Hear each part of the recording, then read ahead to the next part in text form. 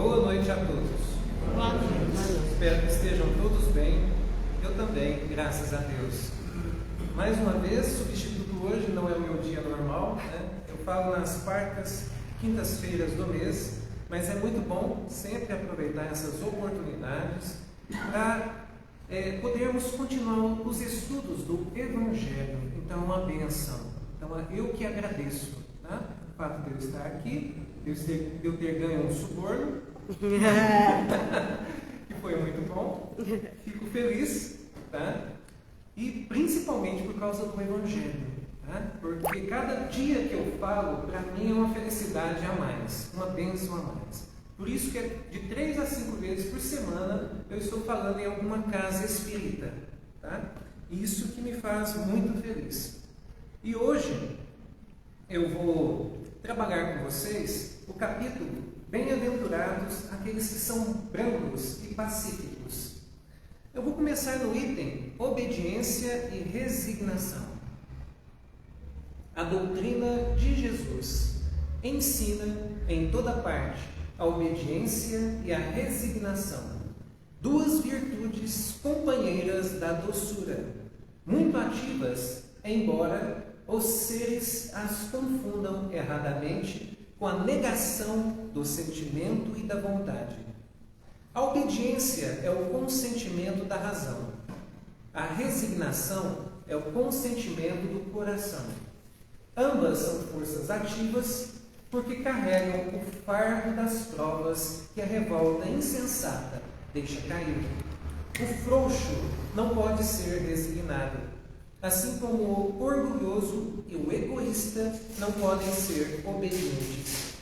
Jesus foi a encarnação dessas virtudes desprezadas pela antiguidade material. Ele veio no momento em que a sociedade romana perecia nos desfalecimentos da corrupção. Veio fazer luzir no seio da humanidade abatida os triunfos do sacrifício e da renúncia carnal. Estes ensinamentos evangélicos, do Evangelho de Jesus, vêm de Deus. Nosso irmão maior vem apresentar para nós todas essas lições, todos esses ensinamentos, para que nós entendamos um pouco do amor de Deus, da sabedoria de Deus, e que com o tempo, quanto mais buscas, mais nós ampliamos esses conhecimentos. Só que esses conhecimentos não são de agora, já são pregados desde o início da humanidade, com vários outros ministros e filósofos de Jesus, enviados por ele. É só nós procurarmos na história quantos filósofos disseram coisas bonitas, também com as suas próprias vidas, mostraram para nós que eles estavam a caminho de Deus, nos ensinando o amor, nos ensinando o respeito, nos ensinando a valorização da vida, nos ensinando a fazer ao outro o que nós gostaríamos que nos fosse feito. Então, estes ensinamentos, eles vêm desde outrora, tá? Mas o que acontece? Nós ainda, muito imperfeitos, a infância da humanidade, nós precisamos ir devagar, aos poucos. Tem pessoas que estão a 300 por hora em suas vidas e acham que a vida deve ser assim, tá? Mas com o tempo, nós vamos percebendo que não é assim. E aí vem aquela música lá de Almir Sater, onde que ele vem nos dizer: ando devagar porque já tive pressa. Não é? Então, este é um convite para todos nós que estamos na Terra, andar devagar agora, não adianta correr. Porque quando a gente corre, nós atropelamos uns aos outros. Ao atropelar uns aos outros, naturalmente, ficam machucados. Só que acontece quando machucamos os outros, estamos machucando a nós mesmos perante as leis de Deus. Tá? Então, por isso que quando a gente vai mais devagar, a gente tem um raciocínio mais apurado, digamos assim. Nós conseguimos pensar, tá? Então, é essa sugestão do Evangelho que nós trabalhemos. Ali vocês viram que ele não veio falar do coração primeiro, não. A obediência é o consentimento da razão. A resignação é o consentimento do coração. Ele não começou com o coração. Porque tem muitas pessoas que não entendem essa ideia, quando fala de coração, acham assim, não, nós devemos viver pelo coração. Só que acontece que muitas das vezes essa ideia de viver pelo coração é meter os pés pelas mãos. Tá? Então não vai dar certo. Tá? Nós somos seres racionais. E na maior parte das vezes, quando dizemos que agimos com o coração, agimos sem pensar. Então, se nós queremos realmente sermos felizes e acertarmos mais, e conseguirmos de verdade aquela alegria que todos nós buscamos, aquela felicidade que todos nós almejamos, então sim, é preciso trabalhar essa razão. E quando a gente fala de razão, a gente vai lá e busca a fé. Porque antigamente tinha aquela coisa de que nós devíamos ter aquela fé cega, de só acreditar em Deus e ter temor a Deus e pronto. Hoje não é assim. Hoje a fé é raciocinada.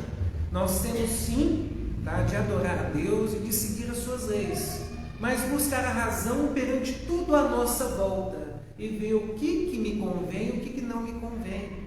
E eu não tenho assim de ter temor a Deus, eu tenho de ter respeito a Deus e amor a Deus.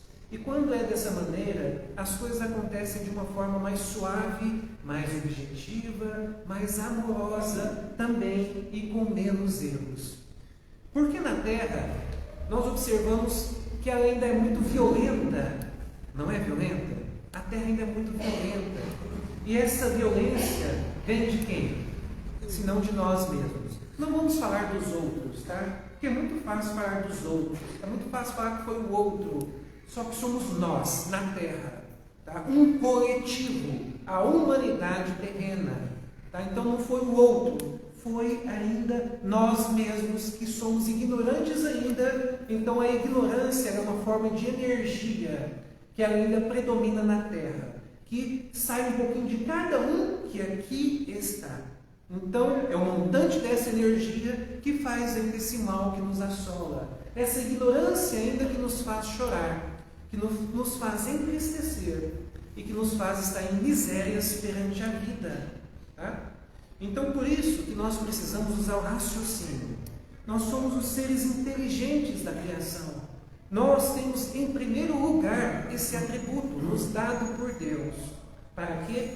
Para pensarmos, para raciocinarmos. Não é um enfeite. Tá? Deus nos deu esse atributo, não foi para ficar de enfeite. Como assim? Essa minha mandala? Essa mandala é minha, viu? Eu estou emprestado por enquanto, mas depois eu vou levar ela. Como essa mandala aqui, ela está aqui de enfeite, tá bom? Só que a nossa inteligência, ela não é para enfeite, ela é para ser utilizada. Tá? Ela é para, com o tempo, ir elevando o nosso intelecto, a nossa consciência perante as coisas, a nossa sabedoria perante as coisas. A nossa inteligência é para isso. E para que nós soframos menos. E para que nós tenhamos menos dores, menos misérias e menos decepções. É para isso que nós temos a nossa inteligência. Ela vai analisando tudo à nossa volta. Ela vai, com o tempo e com o esforço, é lógico que ela não faz nada sozinha. Ela age, né, com o nosso consentimento e com a nossa ação e com a nossa observação. Então nós estamos observando o mundo. É só observar, por exemplo, eu gosto muito do tênis de mesa. É um esporte que eu gosto. Não me adaptei ao futebol, eu gosto do tênis de mesa. Né? Então, desde novo, eu sempre gostei do tênis de mesa. E como que você aprende a superar os seus adversários? Estudando a forma como eles jogam. Então, a certeza é, se a pessoa soube usar o seu intelecto, a sua inteligência, ela enfrentou um adversário e perdeu. Da próxima vez, pode ser que ela perca de novo. Mas não vai ser tão fácil assim. Da próxima vez ainda pode ser que perca de novo, mas ainda vai ser mais difícil para o outro ganhar. Mas há uma chance que, se ele insistir e souber analisar, que ele venha ganhar uma vez ou outra. E por quê? Porque ele está usando o seu intelecto. E isso tudo é para a vida, para todos os sentidos da vida, não só para os esportes. Tá? É para os relacionamentos amorosos, para as profissões, para com a família, para com o cotidiano de uma forma geral. E quando eu vou compreendendo isso, e principalmente aplicando as leis de Deus, aplicando as leis da vida, o caminho trazendo as verdades de Jesus para o dia a dia, tá? Nós vamos entendendo a verdadeira vida e ela vai sendo raciocinada. Sendo raciocinada, com o passar das existências, vai acontecendo uma coisa muito bonita entre nós. Nós vamos tendo menos decepções amorosas, afetivas, familiares, profissionais e como um todo na comunidade na qual eu moro e como um todo também com essa estrutura, com esse templo, com esse corpo físico. Vai acontecendo isso. E por que vai acontecendo isso? E por que eu vou melhorando com isso? Porque eu vou sendo mais honesto, eu vou sendo menos orgulhoso, eu vou sendo mais humilde, menos vaidoso, tá? Eu vou respeitando mais e valorizando mais as pessoas à minha volta. Eu vou com o tempo tirando do meu ser traição e ingratidão, o levar vantagem, tá? O querer sempre estar certo. Então, com o passar das existências, isso vai diminuindo em mim. Por quê? Porque aí nós vamos aprendendo a usar a inteligência perante as circunstâncias que o mundo vai me trazendo, essas relações que nós vamos tendo, eu vou percebendo que quanto mais eu sou e quanto mais eu ajo com esses adjetivos, essas características negativas que eu apresentei agora, quanto mais eu ajo com elas, mais o mundo me devolve elas. E às vezes em lucro. E às vezes em lucro. Então eu percebo que às vezes eu traio. O mundo vem e me trai 2 vezes. Às vezes eu sou ingrato. O mundo vem e é ingrato comigo 2, 3, 4, 5 vezes. Eu machuco as pessoas em sentimentos, fisicamente, e às vezes até tirando a vida de alguém. A vida vem, me machuca fisicamente, intelectualmente, sentimentalmente, e tira minha vida também quantas vezes for necessário. E no momento talvez que eu estava ali, tendo tantas oportunidades, ela vem e faz isso comigo. Aí eu vou percebendo que quanto mais então eu estou sendo fiel, também vem fidelidade. Quanto mais eu estou sendo grato, mais vem gratidão. Quanto mais eu valorizo o trabalho, me empenho nele, sou útil, quanto mais ali eu penso nos colegas de trabalho à minha volta e realmente me torno um ser que faz a diferença na minha comunidade, eu percebo que também o mundo me traz a reciprocidade, de alguma maneira. Tá? As pessoas à minha volta, de repente, começam a agir diferente, mais honestas, tá? Elas vêm e contribuem mais na minha vida. Por quê? Porque eu estou percebendo, quanto mais eu contribuo na vida das pessoas, quanto mais eu valorizo as pessoas, quanto mais eu amo as pessoas, quanto mais eu sou honesto. Se eu não gosto de alguém, se não dá mais, tá? Para que trair? Para que me separar? Tá? Vai ser menos dolorido agora. E essa pessoa, lá na frente, ela tende a ganhar porque ela foi honesta. Com os pais, a maior gratidão que nós temos nessa terra é com os pais. A maior parte de nós. Porque nós, na nossa primeira infância, os nossos pais nos abraçam com tanto carinho e dedicação. Aí, quando os nossos pais chegam na segunda infância, nós simplesmente procuramos a maneira melhor, assim, de descartá-los. Onde vai ser melhor a gente colocá-los? Lá no hospital geriátrico? Em algum asilo? O que a gente pode fazer para facilitar esse processo? Eu nunca vi uma mensagem, uma imagem tão real, na qual é assim. Então, a filhinha aqui e o filhinho aqui, um pega no braço de cá, o outro pega no braço de cá, estão brigando. É minha mãe, é minha mãe. Desse jeito, uma gracinha. E nós vemos isso de verdade, né? Os filhos brigando, não, ela é minha mãe, não, ela é minha mãe, não, ela ama mais a mim, o outro não ama mais a mim. É desse jeitinho, muito meio, muito bonito. O pior depois, tão feio, tão horroroso. Os filhos brigando, não, é sua mãe, tem de morar com você. O outro, não, mas é sua mãe, tem de morar com você. Aí chega os dois e fala, não, então vamos resolver esse assunto? A gente põe no hospital geriátrico, no asilo, pronto. É desse jeito.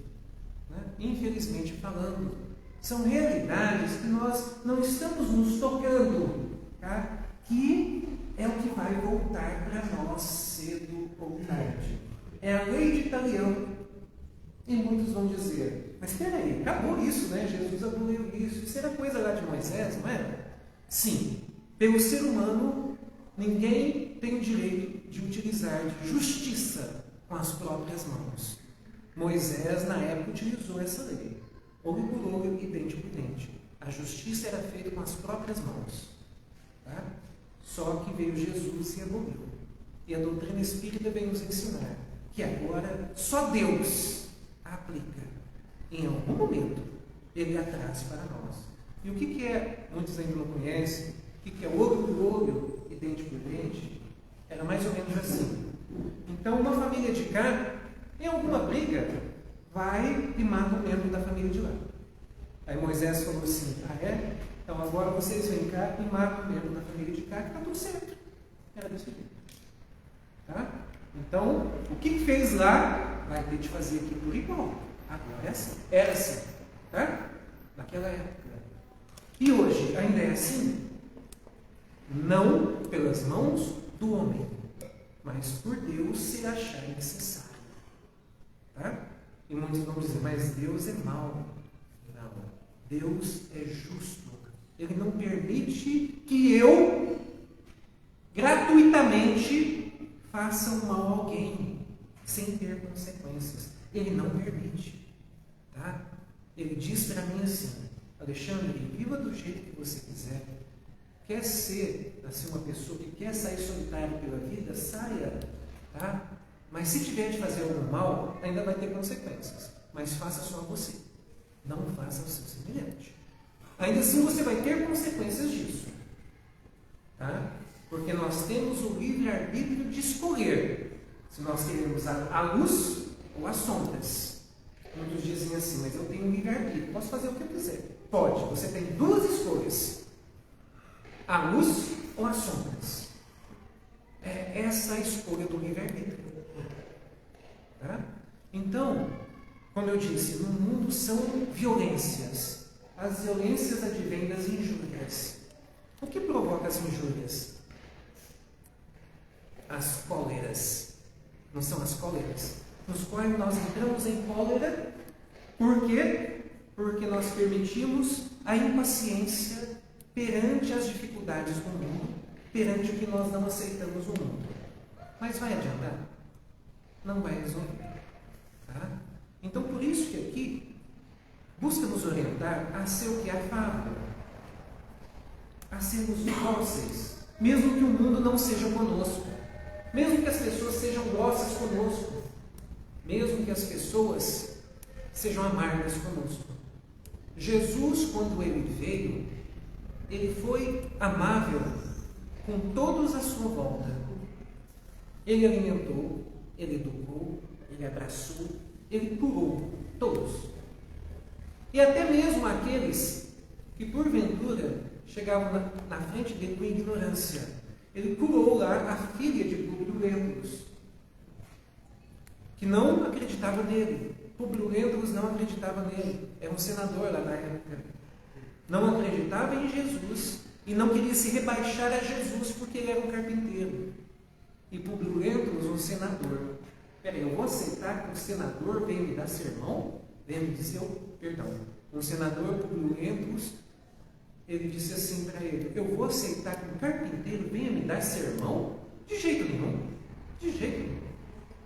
Então Jesus veio e lhe disse, eu curei a sua filha, mas não por mérito seu, por mérito da sua esposa Lívia.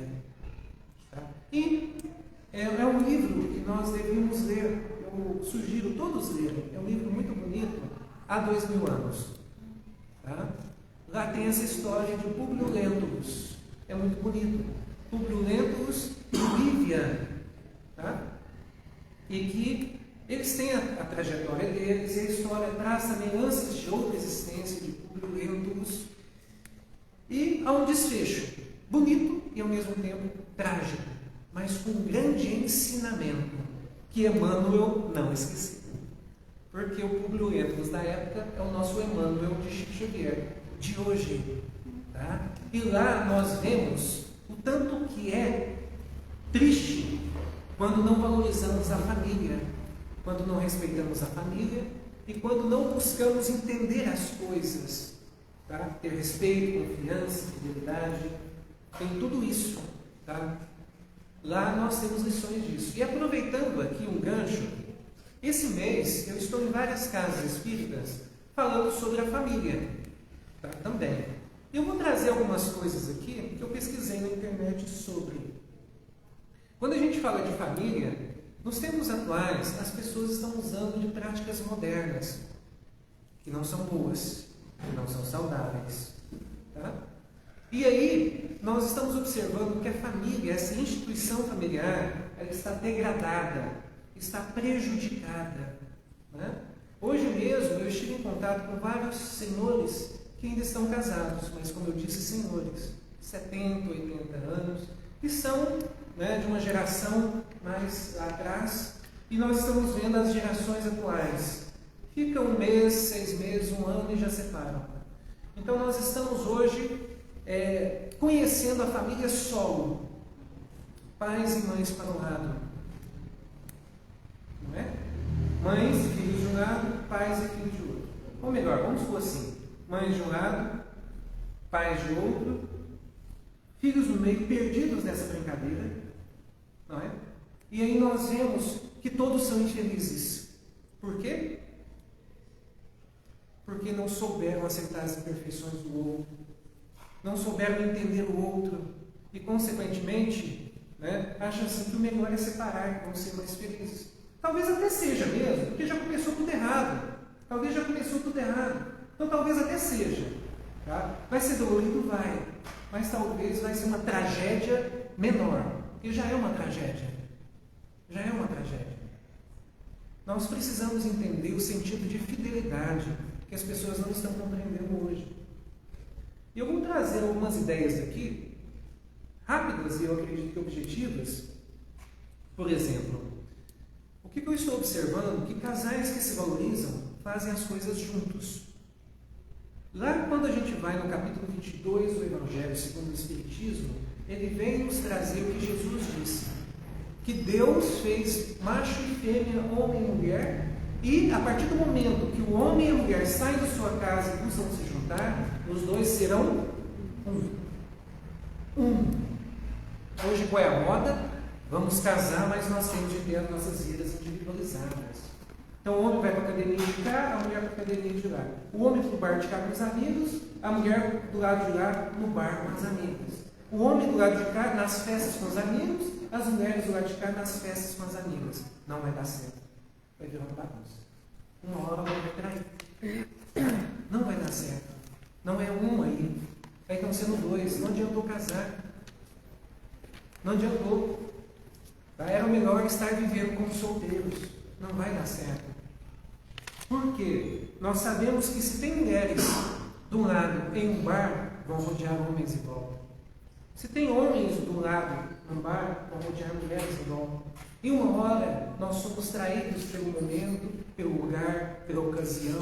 Quantas pessoas disseram que nunca pensaram que iriam trair o seu cônjuge e acabaram traindo e alegam? Foi os amigos, foi a bebedeira, foi a música, foi o calor da academia, foi os elogios que na academia, né, homens elogiam mulheres, mulheres elogiam homens, muitas coisas que nós não temos em casa, de repente acontecem. Né? São coisas desse tipo. E sabe qual é a solução que muitos estão encontrando? Na realidade, é a solução óbvia. Óbvia. Tá? Porque desde lá atrás já foi passado o ensinamento. Não são mais dois, é um. E se caso a pessoa não achar que isso seja certo, na minha opinião, é melhor não casar. É melhor não se envolver. Viva solteiro pro resto da vida. Nas libertinagens do mundo, se assim quiser, mas não casa. Se não estiver entendendo que agora são um. Então, o que os casais estão, pelo menos os casais que estão usando a inteligência, vão na academia, o casal. É tão bonito, um auxiliando o outro, tá? Um elogiando o outro. Vão nos bares e em restaurantes, o casal. É tão bonito, é tão romântico, uma música ao vivo, tá? Vão nas festas, o casal, e assim por diante. Evitam ficar expondo o corpo na internet, o homem expondo a sua força lá na internet, a mulher expondo os seus atributos na internet. Tá? Então eles ficam, por quê? Não sabemos. Que vem mensagens, que vem lindo, linda. Passa daqui a pouquinho, a pessoa está carente, começa a interagir, depois não sabe de onde que veio uma traição. Então eu fiz uma pesquisa na internet, do primeiro lugar ao último, os locais e as situações que mais estão tendo traições. Primeiro, no trabalho. No trabalho. Tá certo que em trabalho não tem jeito de dois, né? A não ser se for uma empresa, não é isso? Tá, mas aí a gente pode usar a malícia da convivência. Aquela malícia boa, tá? Como uma pessoa uma vez chegou para mim e falou assim: Alexandre, era uma mulher casada. Olha, se eu fosse uma mulher vagabunda, eu já tinha traído meu marido no trabalho. Porque o tanto de homem lá que está em cima de mim, só que eu uso uma malícia. Quando eu vejo que na hora do café eles estão lá, eu não vou. Em outros determinados lugares, no Xerox, que um está lá, eu não chego perto. Tá? Eu faço desse jeito. Malícias no trabalho. Primeiro lugar de traição que eu achei. O segundo local, academias. Que ali um toca o outro. Um fala que o outro está bonito, está ganhando massa, está ganhando isso, está ganhando aquilo. Tá? Segundo lugar. Terceiro, academias. Academia segundo. Terceiro, internet. Aquela coisa das pessoas dizerem que não são objeto, mas se expõem como objeto. Se porventura eu saio da academia, tiro uma foto com uma camiseta, é cavalo, que eles falam? Né? E ponho lá na internet. Estou expondo meu corpo. Estou me expondo como um objeto. Tá? E eu não preciso da aprovação dos outros para mostrar como que eu estou fisicamente falando. Não preciso da aprovação de ninguém. Vocês viram aquele negócio da filó lá, aquele bichinho? Que bichinho que é aquilo? Hã? Uma capivara? Não é? Vocês viram lá? Estava feliz com a capivara lá na fazendinha dele, mas ficou tirando fotos depois aonde? Na internet. Não é? De repente o governo foi lá. Não é? Então nós devemos tomar cuidado. Se estamos felizes, ninguém precisa saber. É coisa do casal. É muito bonito quando o casal junta para si aquilo. Né? Então são pequenas coisas que nós achamos até bobas e dizemos assim, mas não tem nada a ver. Vai achando assim. A maldade está em todo lugar. A maldade está em todo lugar. Em todo lugar. Aquela pessoa que diz linda, lindo, ele está desejando. Tá? E é o corpo da pessoa. A certeza é essa. E muitos dizem, não, é só uma amiga, é só um colega lá do trabalho. Tá. Outra coisa que eu esqueci de colocar também, não sei se está em quarto ou em quinto lugar, também de maiores traições, com amigos, os amigos que se dizem amigos, e até parentes, primos e primas. Olha só a coisa. Tá? Alexandre, mas todo mundo esquece da lei do retorno. Todo mundo esquece disso. Tá? Eu não tenho nada a ver com isso, gente, nada a ver. Mas às vezes, para a gente passar esses ensinamentos evangélicos, a gente precisa contextualizar. Porque se eu não contextualizo aqui, a gente acha que não tem nada a ver as outras coisas. Tá? Tanto que Jesus usava de palavras fortes. Ele usava assim, se você pensou em uma mulher comprometida, só de olhar para ela, e desejou só de olhar, está no pensamento, você já pecou. Olha só, porque é verdade isso. Aonde que começa? Antes de alguém trair uma pessoa, começou aonde? Aqui, ó. Tá? Então, se nós pudermos ir trabalhando isso, eu já começo aqui, na minha mente. O que é saudável e o que não é? Opa, peraí, isso aqui não é bacana. Deixa eu tirar isso da minha cabeça. Se eu estou, por exemplo, interessado em alguém me convidou, eu olho, que bacana essa pessoa me convidou, estou solteiro, né? Deixa eu dar uma olhada aqui, né? É casado? Peraí, já fecho na hora. Até aceito como amigo ou amiga, porque talvez é do meio ali que eu conheço, mas, opa, é casado? Não quero mais. É desse jeito. Tá? Isso se chama bom senso. Porque nós achamos aí, na cidade, no mundo, as pessoas realmente são assim. As pessoas realmente traem. As pessoas realmente acham que não vão sofrer nada com isso. Que o importante é viver esse lado do mundo.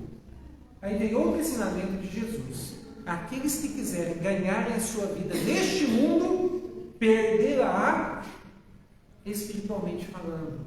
Tá? Perdê-la para Deus. Porque ele vai estar no bem bom aqui. Mas em algum momento, a vida vai lhe trazer o troco. Sem dizer o tanto que a gente sofre do outro lado da vida, no mundo espiritual, perante os erros que nós cometemos aqui. Porque quando nós chegamos lá, não tem mais o corpo. Não tem mais o corpo que a gente, às vezes, porque nós nos entregamos à sensualidade. Uma mulher bonita, um homem bonito, eles têm que se segurar muito. Porque senão eles podem passar por aquela, acho que é síndrome de Narciso, uma coisa assim. São narcisistas que se adoram. Então nós devemos tomar cuidado com isso. Mas quando passam do outro lado, não tem mais aquele corpo bonito, desencarnou, ou envelheceu. Aí pensa, meu Deus, como é desse que eu fiz? Poderia estar com meu companheiro hoje. Mas as amigas ou os amigos desse continho de viver, você é tão bonito, você é tão bonita, larga desse negócio de fidelidade, vai viver. Aí depois a pessoa está sozinha na vida. Aí depois, se tenta relacionamentos, sempre o passado vem à tona. Sempre o passado vem à tona em algum momento. E muitas pessoas dizem assim, não, passado é passado. Ledo engano. Cuidado com o passado, de homens e mulheres. Quando vem à tona, desfazem relacionamentos. E a pessoa talvez está num momento que está apaixonada ou apaixonada. Então, por que eu também abordo muito essa parte do lado amoroso? Porque é onde a maior parte de nós sofremos. A maior parte de nós sofremos nisso.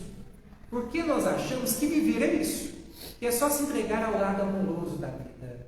Tanto que muitos de nós, se chegar e perguntar assim, como que você está assim, na vida como um todo?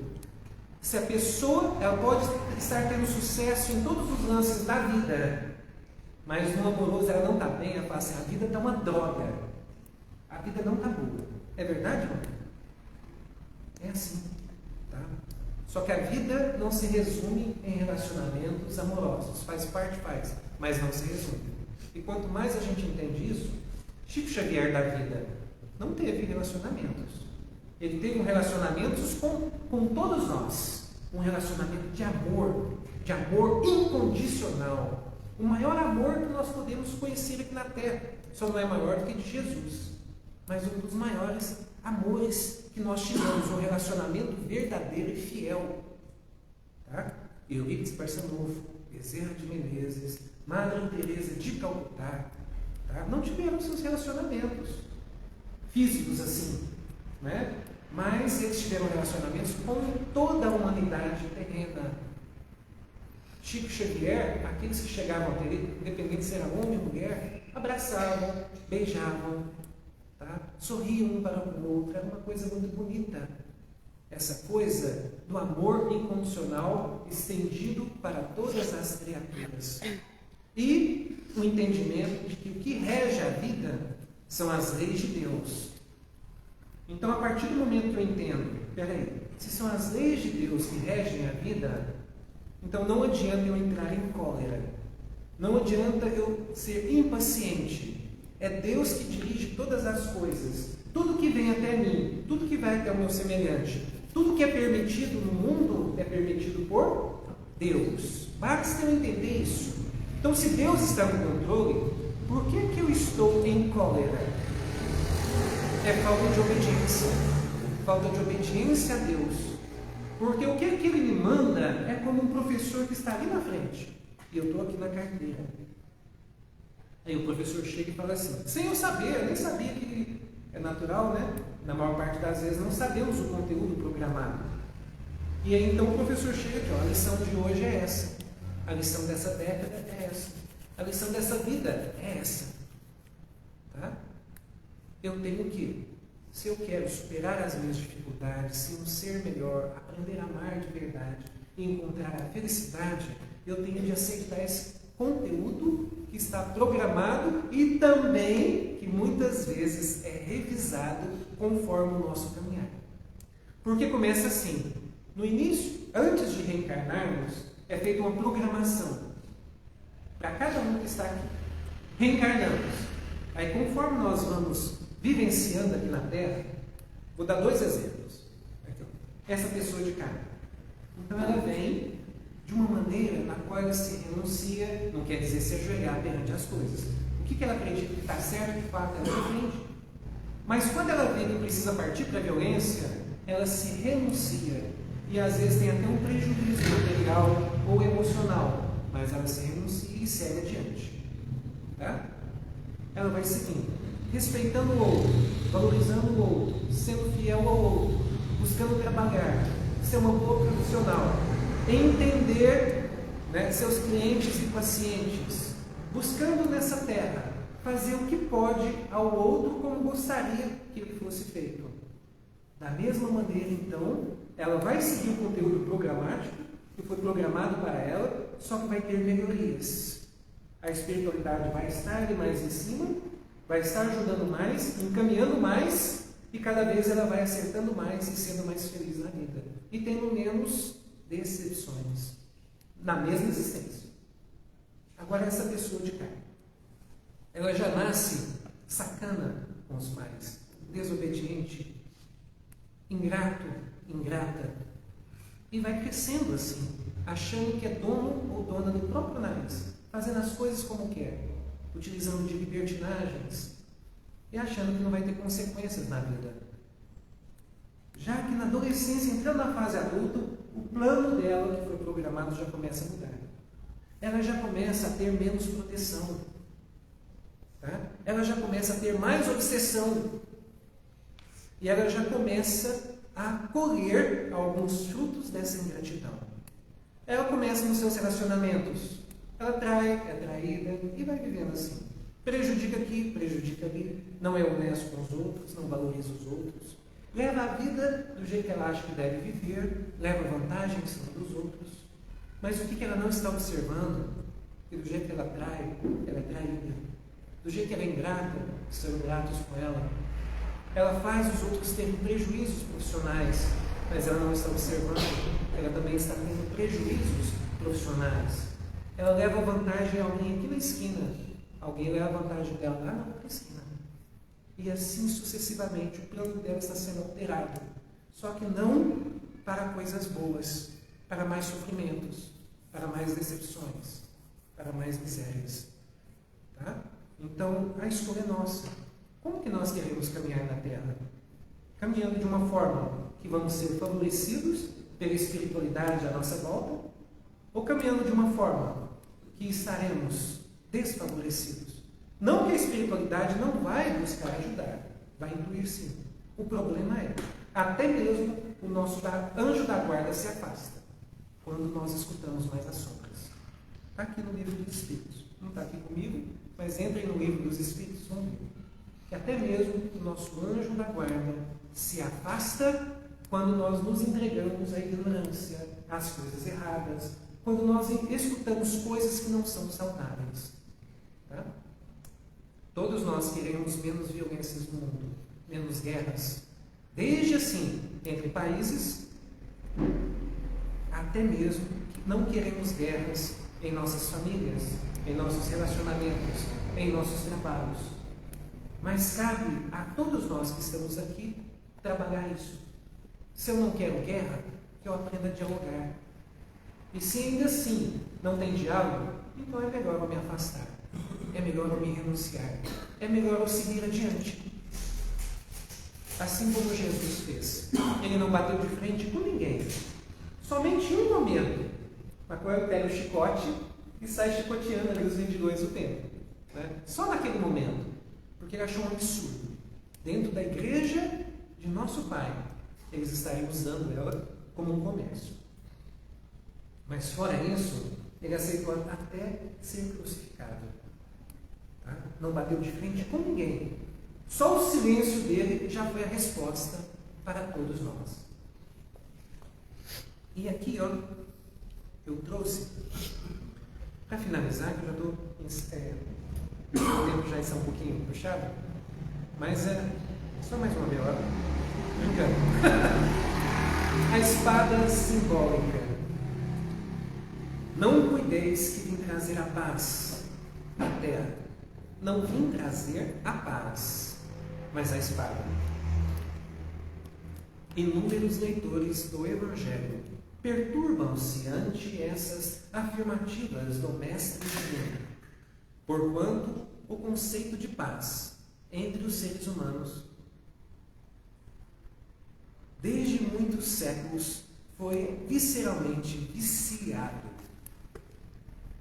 Na expressão comum, ter paz significa haver atingido garantias exteriores, dentro das quais possa o corpo vegetar sem cuidados, rodeando-se de homens e mulheres de servidores, apodrecendo na ociosidade e ausentando-se dos movimentos da vida.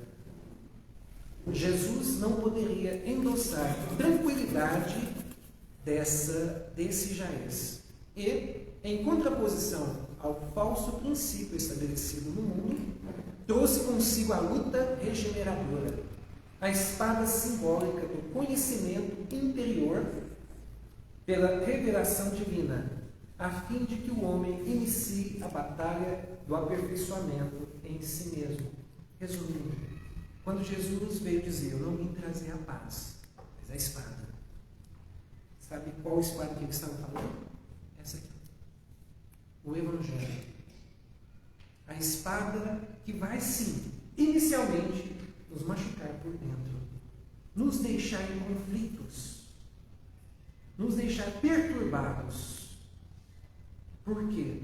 Porque nós vamos vendo que existe um combate, uma luta, e não é contra o nosso semelhante. Este combate verdadeiro é contra nós mesmos, é contra a nossa ignorância, é contra o nosso desejo de fazer ao outro o que eu não gostaria que me fosse feito. É uma luta ferrenha, não é fácil.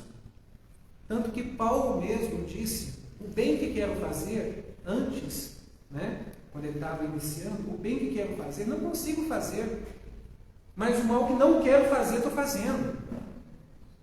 Tá? Mas depois ele vem dizer: não é mais eu que estou em Jesus, é Jesus que agora está em mim.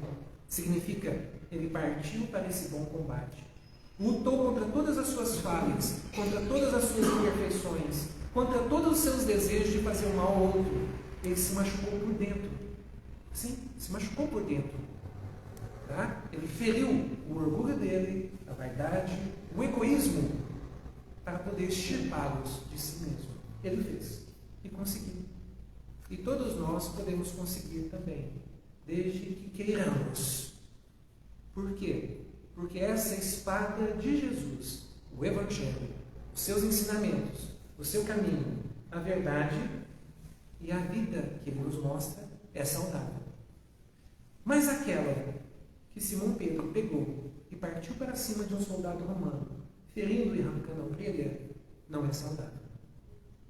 Que é o que muitos de nós fazemos. Partimos com a espada em mãos, seja através da boca, com palavras, com as mãos, ou através de ações, e ferimos o nosso colega, o nosso semelhante, o nosso cônjuge, filhos, pais e colegas da comunidade como um todo, a todo instante com essa espada. Mas então, aí que vem a mensagem. Aí Jesus diz: Simão, guarda a espada, porque aquele que ferir pela espada será ferido. Resumindo, eu quis dizer para Simão Pedro: Simão Pedro, você acabou de perder uma orelha já. Você arrancou uma orelha. Você também perdeu uma orelha. Em algum momento da sua vida, essa orelha vai cair. Não digo essa, mas um ferimento na alma ou no corpo, brincando assim, ele iria ter, tá? Por causa disso. Então guarda a espada. E é um conselho para todos nós. Guardemos essa espada. Porque até mesmo a cruz parece uma espada. Não parece? Só que de cabeça para baixo, fincada em uma terra. Então são ensinamentos que estão nos ensinando realmente finalizando, a entendermos as leis da vida. Entendendo as leis da vida, mais paciência. Sendo mais pacienciosos, evitamos a cólera. A cólera que traz as injúrias e violências no mundo. Tudo bem?